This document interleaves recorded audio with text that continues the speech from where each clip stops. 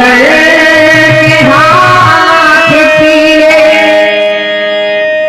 तेरे गल के हाथ पीले, मैंने गंगा नहाया। असली गंगा नहाना किसे कहते भैया? घर में बिटिया बैठी हो, विवाह के लोग हम जाके गंगा नहाए, क्या मतलब ऐसा गंगा नहाने से? असली गंगा नहाना उसे कहते हैं जब हम अपनी बेटी को डोली में बिठा करके विदा करते हैं। तो समझ लो कि हमने गंगा नहा लिया। लेकिन वो गंगा नहाना क्या मतलब है? घर में बेटिया बैठी, विवाह के लोग तुम तीर्थ यात्रा करो, गंगा नहा, बेकार ऐसे गंगा नहाना महाराज, ऐसे गंगा नहीं नहाई जाती।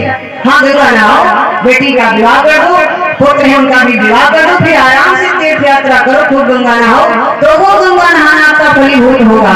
लेकिन घर में महाराज बिटिया बैठी हो, आप गंगा नहाओ, पिता कहता है क्या कि तेरे गल के हाथ पीले, मैंने गंगा नहा लिया।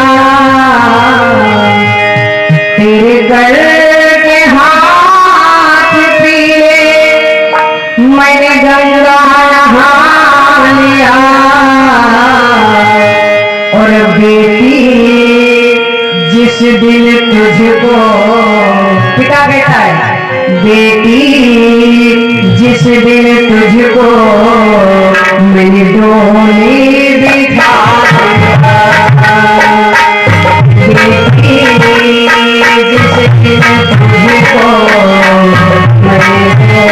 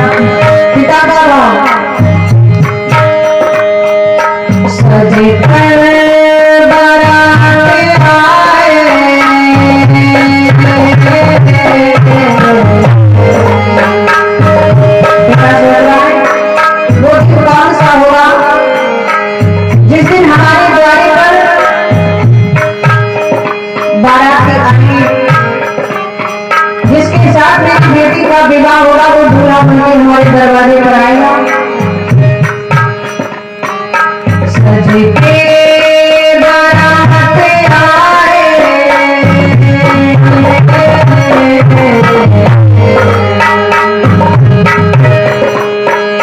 सज के बारात आए, आएगा दूल्हा संग बाजे गावे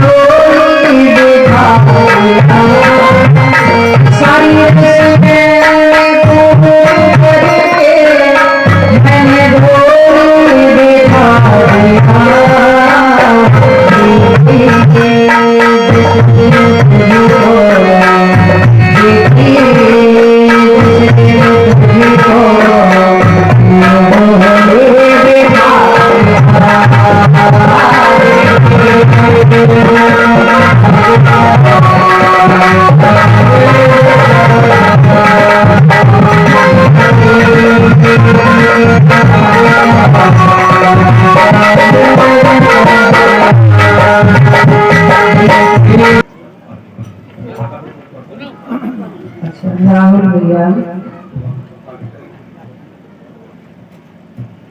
राहुल भैया जी ये बहुत पुराने यूट्यूबर हैं।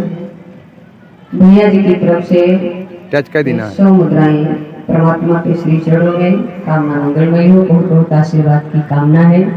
भगवान सदा सुखों संपन्न बनाए रखे, हर चीज से भरपूर रखे। एक बार जयकारा लगाएंगे, बोली वृंदावन हरियाणा की, बोली शंकर भगवान की।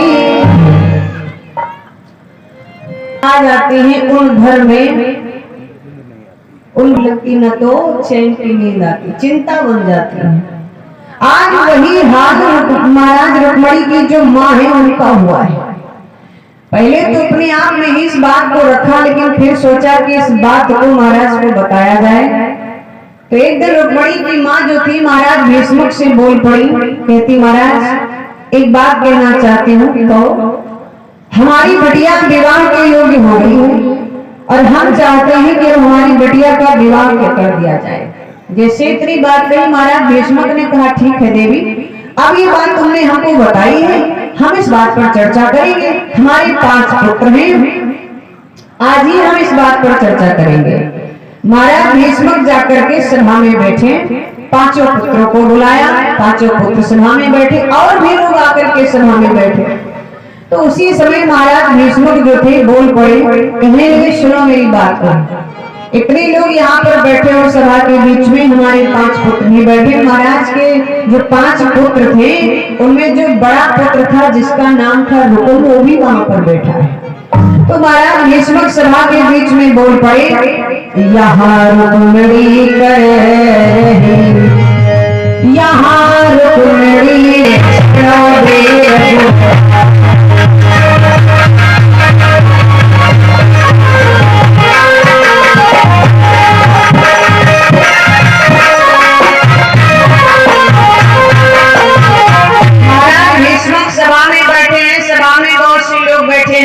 महाराज भीष्म के 5 पुत्र बैठे हैं। इसलिए महाराज भीष्म ने कहा सुनो तुम सबके बीच में हम एक बात कहना चाहते हैं।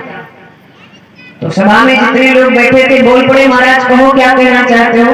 महाराज भीष्म ने कहा हम कहना ये चाहते हैं कि हमारी बेटी रुक्मिणी है जो विवाह की योग्य हो गई, तो रुक्मिणी ब्याह के योग्य हुई। बोल पड़े महाराज रुक्मिणी ब्याह के योग्य हुई, उस काल में बढ़ना चाहता है।